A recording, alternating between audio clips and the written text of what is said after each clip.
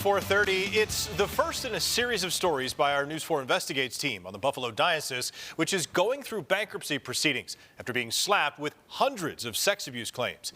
We're hearing from the organization's chief operating officer and a group of lifelong Catholics critical of the church. First up, what the diocese is suggesting to settle hundreds of sex abuse claims and why some Catholics have serious concerns about the funding sources in play. Luke Moretti has more.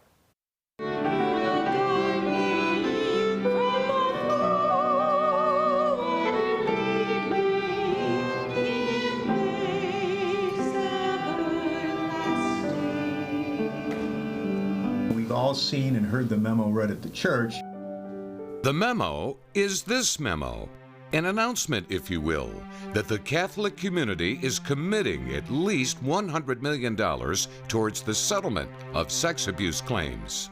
It reads in part, "Our Catholic community must remain steadfast in supporting survivors and dedicating available resources to their healing." But that memo has this group of devout Catholics bothered, to say the least. The parishioners should be the last line of funding in a problem that the parishioners didn't create. So we're starting at $100 million. Where's this going to go? And who's going to fund it? That means they're going to take exactly whatever they want. That's what that means to me. The parishes have no control. These parishioners are not questioning whether abuse survivors should receive financial compensation, which they believe needs to happen, but rather how the diocese plans to fund any future negotiated settlement. We don't know where the money is coming from. I can only guess that maybe it will be selling off properties, that it will be selling off churches. It's just unnerving to think what this will do to many of the churches that do not have the funds right now to maintain their own parishes. According to bankruptcy court filings, the diocese's approach to negotiations has been that substantially all of its unrestricted liquid assets and the value of any of its real estate not critical to the ministries of a reorganized diocese are likely on the table to be committed to any settlement. The former Christ the King Seminary campus in East Aurora is already up for sale. And soon the Catholic Center building in Buffalo will be going on the market for a buyer. And just recently, a federal bankruptcy judge approved the auction sale of a former Catholic school property in Olean, owned by the diocese. We can say we're sorry, but we need to ante up. Richard Sukan is the chief operating officer for the Catholic Diocese of Buffalo.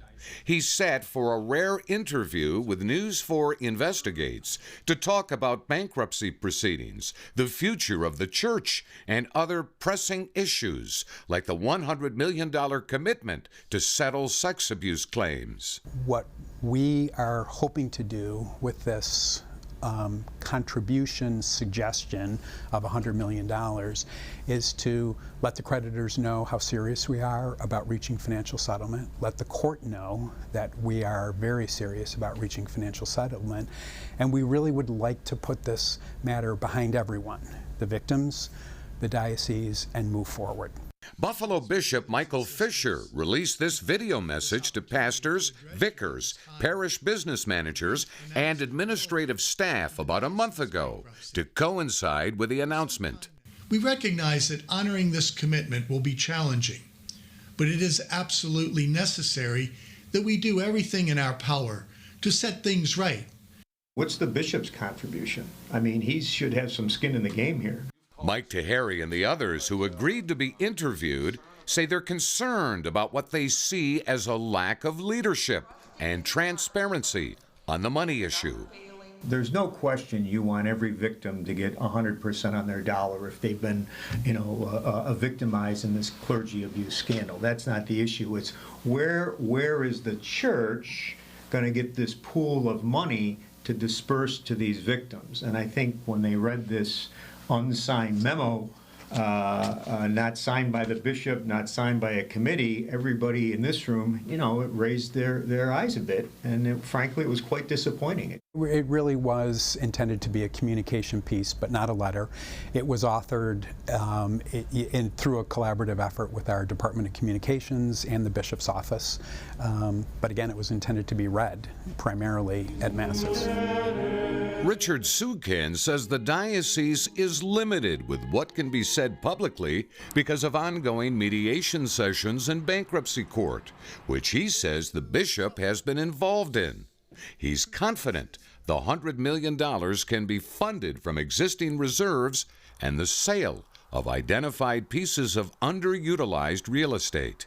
And that's inclusive of the diocese, parishes, and some affiliated Catholic entities. Insurance is on top of that. So the $100 million, which is a suggested contribution on behalf of the Catholic family, is exclusive of insurance. Any guesstimate on what this is going to cost the diocese at the end of the day? What it will cost will be painful. It's not going to be a number that leaves the diocese or any of our parishes in really good financial in a good financial situation. But we believe that we have to do this, again, to close that dark chapter of our history. So exactly how many sex abuse claims are we talking about?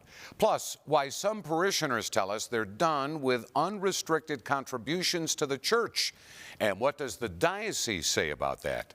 That's coming up tomorrow on News 4 at 4. Luke Moretti, News 4.